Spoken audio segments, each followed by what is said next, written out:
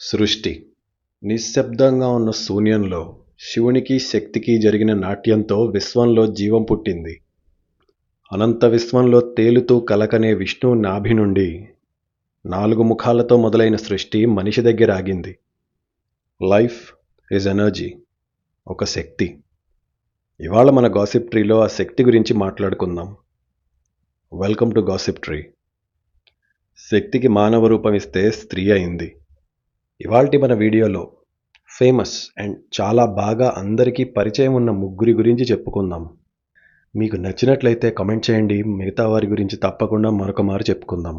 రామాయణ కథకి వాల్మీకి మహర్షి పెట్టిన పేరు సీతాయాస్ చరితం మహత్, పౌలస్త్యవధ, శ్రీరామాయణం. ఈ 3 పేర్లు ఉన్న మనకి రాముడి కథగా తెలిసిన రామాయణం వాల్మీకి మొదలుపెట్టినప్పుడు ఏమన్నాడు? సీతాయాస్ చరితం మహత్ అన్నాడు. సీత యొక్క గొప్ప చరితం.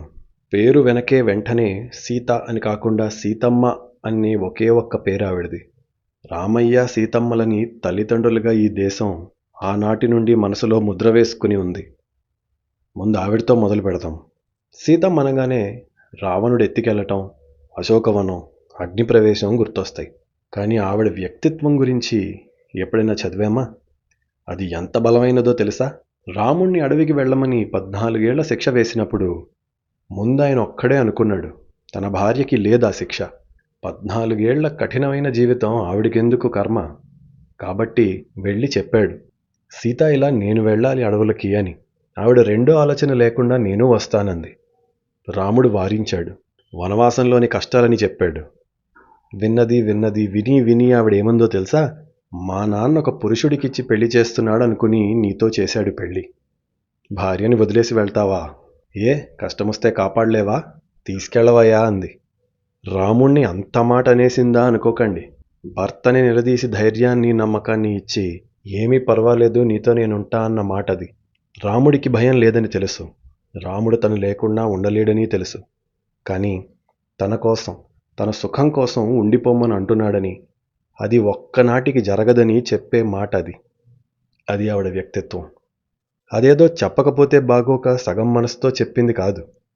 నువ్వు పక్కనుంటే ఎక్కడున్నా నాకు మహారాణిలాగానే ఉందయ్యా అని చెప్పింది.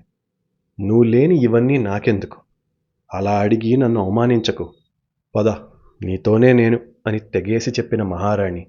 మన కోసం అలా మాట్లాడే ఒక వ్యక్తి ఉంటే ఎలాంటి ధైర్యం వస్తుందో ఆలోచించండి. ఆ ధైర్యమే రాముణ్ణి లంక వరకు తీసుకెళ్లి రావణుణ్ణి చంపేలా చేసింది. అలాంటి భార్యలు ఉన్న ప్రతి పురుషుడికి హ్యాపీ ఉమెన్స్ డే. భర్త కష్టంలో ఉన్నప్పుడు తను కూడా కండ బిగించి, కొంగు బిగించి, గుండె మీద చేయి వేసి పదయుద్ధం చేద్దామని చెప్పే తోడుంటే వేరే సింహాసనం కావాలా? ఒక్క భార్య మాత్రమే ఇవ్వగలిగే ధైర్యం అది. ఉమెన్స్ డే సందర్భంగా మనం చెప్పుకునే ఈ కథలని అందరికీ వినిపించండి. ఈ వీడియోని సపోర్ట్ చేయండి. అక్కడితో అయిపోయిందా? అంతఃపురంలో అన్నీ బాగున్నప్పుడు అన్న మాట కదా, అడవికెళ్ళాక అలాగే ఉందా అనుకోకండి. ఉంది. లక్ష్మణయ్య కంటికి రెప్పలా కాపాడుకుంటూ వదిన సీతమ్మకి సాయం చేస్తుంటే తన భర్త భుజం మీదున్న కండల అండ చూసుకుని భర్తతోనూ బిడ్డతోనూ ఉన్న తల్లిలా ఏ కష్టం వచ్చినా కమ్మగా అనుభవించింది. రావణుడొచ్చాడు, జుట్టుపట్టి ఈడ్చికెళ్ళి ఆ తల్లిని పడేశాడు. అవును, సినిమాల్లో చూపించినట్లు భూమిని పీకి ముట్టుకోకుండా తీసుకెళ్లలేదు. వాడికున్న శాపం పరాయి స్త్రీని బలాత్కారం చేస్తే ఇష్టం లేకుండా పోతావని, ముట్టుకుంటే పోతావని కాదు. సీతమ్మ జుట్టుపట్టి తొడ కింద చేతులతో ఎత్తుకెళ్ళి ఈడ్చి పడేశాడు. ఒక ఆకురౌడి, ఒక రేపిస్ట్ చేసినట్లే చేశాడు. అశోకవనంలో పెట్టాడు. ఒక్కసారి ఆలోచించండి. సముద్రం మధ్యలో లంక. అది ఎక్కడుందో, ఎలా వెళ్లాలో ఎవడికి తెలీదు. అసలు తనెక్కడుందో తనకే తెలియదు సీతమ్మకి. తన కోసం రావాలంటే కనీసం తనెక్కడుందో తెలియాలి కదా. సముద్రంలో సూది పడేసి వెతకటం లాంటిది రాముడికి సీతని వెతకటం. ఆవిడికి ఎంత భయం ఉండాలి? దేవుడని, అవతారమని ఆ లెక్కలని పక్కన పెట్టండి. ఒకసారి మనిషి కథగా చూడండి, అర్థమవుతుంది. అసలు తన జీవితం ఇక వాడి చెరలోనే ముగియచ్చు. అందున చుట్టూ రాక్షసులు భయంకరంగా బెదిరిస్తుంటారు. ఆ రావణుడు గొప్ప శివభక్తుడు కదా. పొద్దున్నే పూజ చేసి అదవగానే వచ్చి నాతో రా, లేకపోతే చంపేస్తా, నరికేస్తా, తినేస్తా అని బెదిరించేవాడు. ఇక్కడ తెలుసుకోండి ఆ తల్లి బలం. కనీసం ఆ రావణుడి వైపు కన్నెత్తి చూడలేదు. ఇంతకు ముందే రామాయణం మీద చేసిన ఒక సినిమాలో సీత పాత్ర రావణుడితో పంచ్ డైలాగులు వేస్తుంది. వాడికేసి చూస్తూ వ్యంగ్యంగా మాట్లాడుతుంది, వెటకారంగా. నిజానికి రామాయణంలో సీతమ్మ తన ముందు ఒక గడ్డి పరకను పెట్టి దాంతో మాట్లాడింది. రావణుడితో చెప్పాల్సిన మాటలు దానికి చెప్పింది. కన్నెత్తి కూడా చూడలేదు. అది వాడికి ఇచ్చిన స్థాయి. ఆవిడ చీర చిరిగిపోతే కప్పుకొని కూర్చుంది తప్ప వాడి ఇంట బట్ట మార్చలేదు, కట్టలేదు. వాడి తిండి తినలేదు. అసలు ఆ మనసుకి, ఆ క్యారెక్టర్కి ఎంత బలం ఉంది చూడండి. ఎవడు చూశాడు లంకలో వంక పెట్టడానికి? అయినా సరే అలాగే ఉంది. స్వామి హనుమ వెతుక్కుంటూ వచ్చారు. అంత కష్టంలో ఉన్న తల్లికి, అంత శరీరం శోషించిపోయిన తల్లికి హనుమ కనబడి రాముడి గురించి చెప్పాక వచ్చిన మొదటి ప్రశ్న ఏంటో తెలుసా? తెలిస్తే నిజంగా గుండె కదిలిపోవాలి. నేను లేనని రాముడు కర్తవ్యం మానేయలేదు కదా? తను చేయాల్సిన విధులు చేస్తున్నాడా? నా కోసం దిగులుగా ఉండి నీరసపడిపోయాడా అని అడిగింది. వచ్చిన ప్రశ్న చూడండి. నువ్వు రాముడివి, కోసల దేశానికి సూర్యవంశపు రాజువి. నీ గుణాలకి లోకం మొక్కుతుంది. ఆ గుణాలేం పోలేదు కదా? ఇవాళ కష్టం వచ్చిందని వదిలేయలేదు కదా? భర్త చేయాల్సిన పనిని, భర్త బతుకుని అంత విలువగా చూసింది ఆవిడ. హనుమ అందుకే ఆశ్చర్యపోయాడు. ఇంతకాలం రాముడి బాధ చూశాను, ఇవాళ ఈవిడ్ని చూసి అనిపిస్తుంది, ఈవిడే గొప్ప. ఇలాంటి భార్య ఉంటే రాముడు అలా కాకి ఇంకెలా ఉంటాడనేశాడు. అందుకనే కదా అమ్మ దర్శనం అవ్వగానే హనుమ లంకని కాల్చాడు. ఆ శక్తి అలాంటిది. హనుమని మాటలతో రెచ్చగొట్టలేదు. అంత కష్టంలో తన ధైర్యానికి, నిబద్ధతకి, ఇంటెగ్రిటీకి హనుమ ఒంట్లో పాకిన కరెంట్ అది. తుక్కు రేగ్గొట్టాడు లంకది. మళ్ళీ ఒక్కడి నోరు లేవలేదు. రావణాసుడి నోట మాట రాలేదు. అది అది సీతమ్మ శక్తి. ఎందరో ఆడవాళ్ళు, ఎన్నని చెప్పగలం? సతి, సీత, సావిత్రి, అరుంధతి, రాముడి తల్లి కౌసల్య, లక్ష్మణస్వామి తల్లి సుమిత్ర, అహల్య, రావణుడి భార్య మండోదరి, తార, దమయంతి, శకుంతల, కుంతి, ద్రౌపది, హిడింబ, ఇలా చెప్పుకుంటూ చరిత్రంతా నిండి నిన్నగాక మొన్న ఛత్రపతి శివాజీ తల్లి జీజాభాయ్, ఆయన కొడుకు మొన్న వచ్చిన చావా ఛత్రపతి సంభాజీ భార్య యశుబాయి భోస్లే వరకు ఎన్నని చెప్పాలి? భార్యలుగా, తల్లులుగా, చెల్లెళ్ళుగా, అక్కలుగా, రాణులుగా, సైనికులుగా ఎంత గొప్ప చరిత్ర కలవారున్నారు. తప్పుడు ఉదాహరణలు, చెడ్డ కథలు చదివితే, వింటే అంతా చీకటే కనిపిస్తుంది. ఆదర్శంగా తీసుకోవటానికి వీలుండదు. ఆనందంగా వినటానికి చోటుండదు. ముందుకెళ్దాం. రాముడు సీతమ్మని ఇంత జరిగాక కూడా మళ్ళీ అడవికి పంపాడు. ఎందుకు పంపాడు? అది కాసేపు పక్కన పెడదాం. ఒక్కరోజు, ఒక్కనాడు సీతమ్మ దాని గురించి వాళ్ళకి వీళ్ళకి చెప్పినట్లు లేదు. నా భర్త గురించి నాకు తెలుసు. నా రాజారాముడు ఏది ఎందుకు చేస్తాడో నాకు తెలుసు. అది నాకు నచ్చనక్కర్లేదు, కానీ ఆ ధర్మాన్ని నేను అర్థం చేసుకోగలను. చివరిన లవకుశలని ఇచ్చి ఇక సెలవు, నా కర్తవ్యం పూర్తయిందని వెళ్ళిపోయింది తప్ప మళ్ళీ నీతో ఉండాలని పరితపిస్తున్నా రామా అని సీత కంట తడి పెట్టలేదు. రాముడి ధర్మం నిలిచింది నిజానికి సీతమ్మ నిలిపింది కాబట్టి.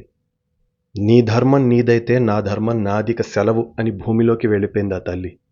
ఆ సెల్ఫ్ రెస్పెక్ట్, ఆ సెల్ఫ్ ఎస్టీమ్, ఆ క్యారెక్టర్, ఆ ఇంటిగ్రిటీ ఉన్న తల్లులందరికీ హ్యాపీ ఉమెన్స్ డే. సీతమ్మది ఎంతైనా తెలిసిన కథ, విన్న కథ. ఎందరో మహానుభావులు కథలు, కవితలు రాసి పెట్టారు కదా. నెక్స్ట్ చెప్పుకోబోయే పాత్ర గురించి ఐఎమ్ షూర్ పెద్దగా చదివి ఉండరు. ఒకవేళ చదివినా ఇవి తెలుసుండవు. కుంతీదేవి కథ. కుంతీదేవి పాండవుల తల్లిగా తెలుసు. కర్ణుణ్ణి వదిలిన కష్టం తెలుసు. కృష్ణుడి మీద భక్తి తెలుసు, కానీ ఆవిడ ఎంత బలమైన పాత్రో వింటే ఆశ్చర్యపోతారు. Devil lies in the details అంటారు చూడండి. కథని కథగా కాదు, కాసేపు కూర్చుని ఆలోచిస్తే అన్నీ అర్థమవుతాయి. కుంతి పాండురాజుకి భార్య. తర్వాత మాద్రి వచ్చింది. పెద్ద భార్యగా ఉండి పిల్లలు లేనప్పుడు వరాలను వాడి తల్లి అయింది. భర్త మాట మీద మాద్రికి వరాన్ని పంచింది.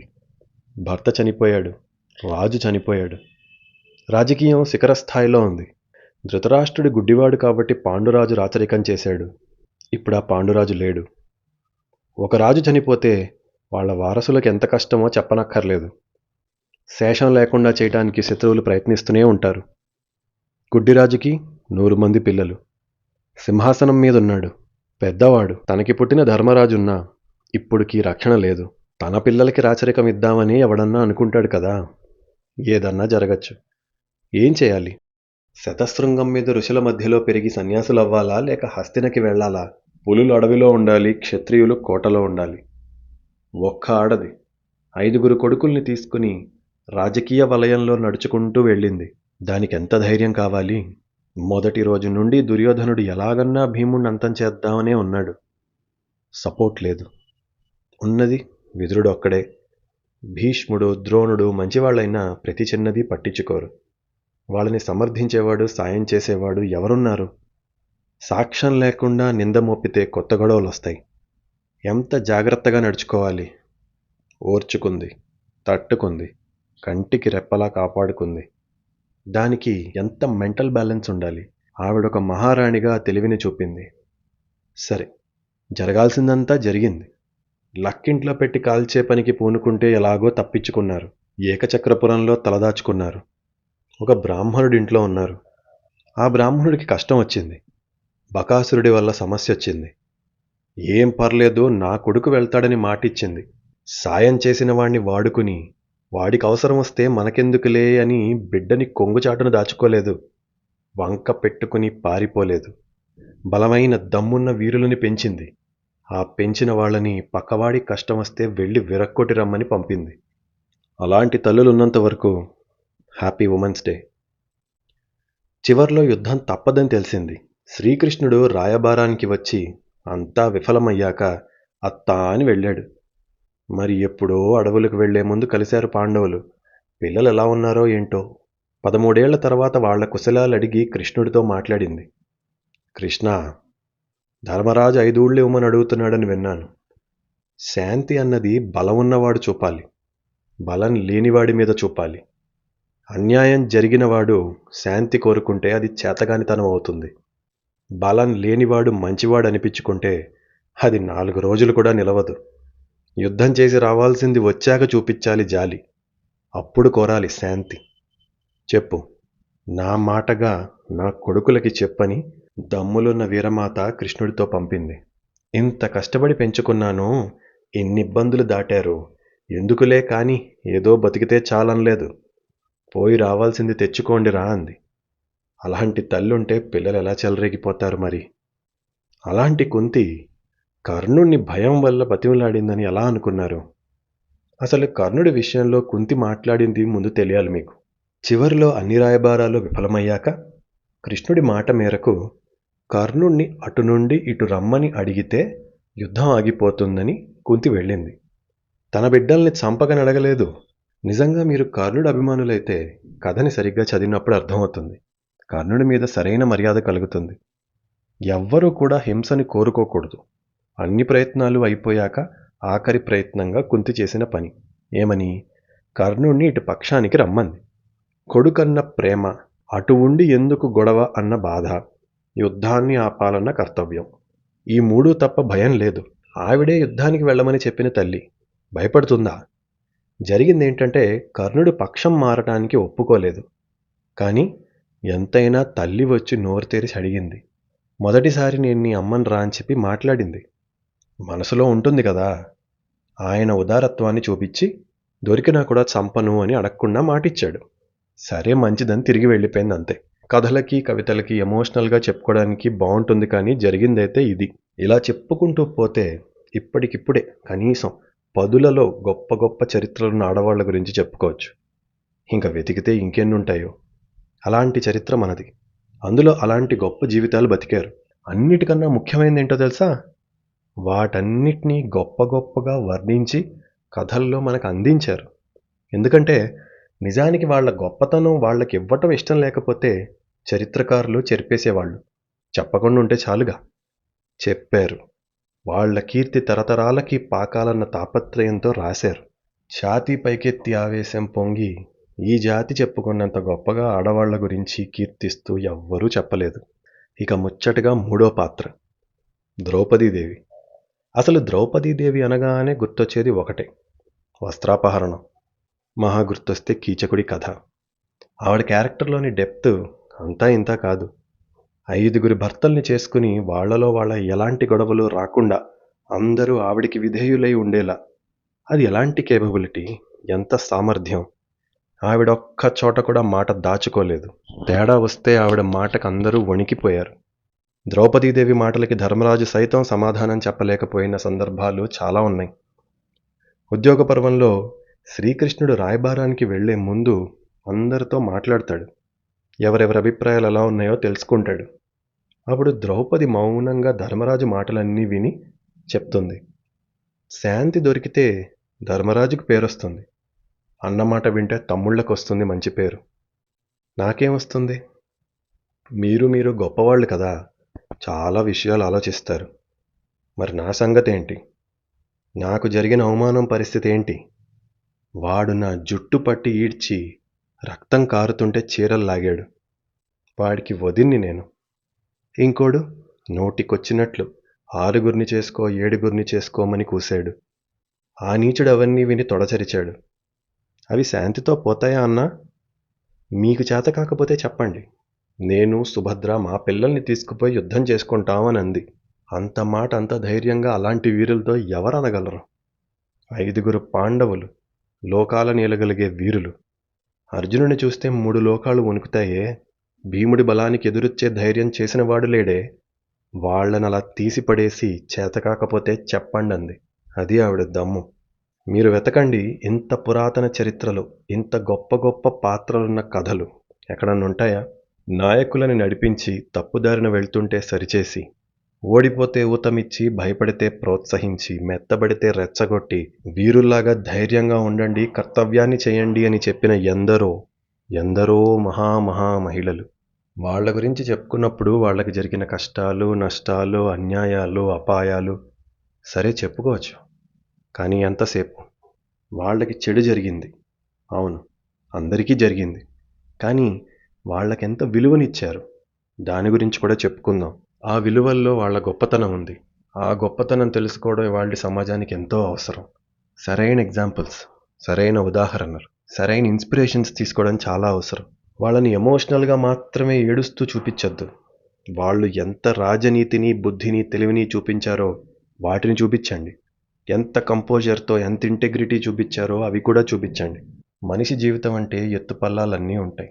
ఎంతసేపు వాళ్ళు పడిన కష్టాలని, అన్యాయాలని చూపించి తక్కువ చేయకండి.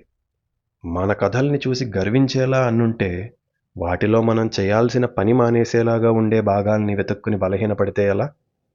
పక్కింటి పుల్లకూర రుచిగానే ఉంటుంది, కానీ మన చరిత్ర చదవండి, తెలుస్తుంది. ఇంత జరిగాక అశ్వత్థామ రాత్రికి రాత్రి తన పిల్లల్ని అన్న దృష్టద్యుమ్నుని చంపేస్తే వదిలేయమంది. పోయిన నా పిల్లలు ఎలాగూ రారు. అక్కడ ద్రోణుడి భార్య కృపి బిక్కుబిక్కుమంటూ ఉంటుంది. ఆవిడ కోసం వీడిని వదిలేయండి అంది. ధైర్యం అంటే క్రోధము, ఆవేశం మాత్రమే కాదు, విచక్షణ. అన్నీ పోగొట్టుకున్న తల్లి మరొక స్త్రీ కష్టాన్ని చూసి దయ చూపింది. అది దయ.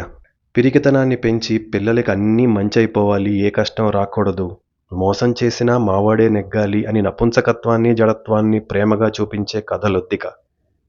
జీవితం అంటే యుద్ధం, అందులో ఎలాంటి సందేహం లేదు. మనిషి కండ పెంచాలి, గుండె పెంచాలి, స్వార్థం ఉండాలి. నీ ఉనికిని, నీ విశ్వాసాన్ని, నీ కుటుంబాన్ని, నీ సమాజాన్ని కాపాడుకునే స్వార్థం. అది భయంతో కాదు, బాధ్యతతో ఉండాలి. అలాంటి ఎందరో వీరుల, నాయకుల కథలు చదువుకుంటాం.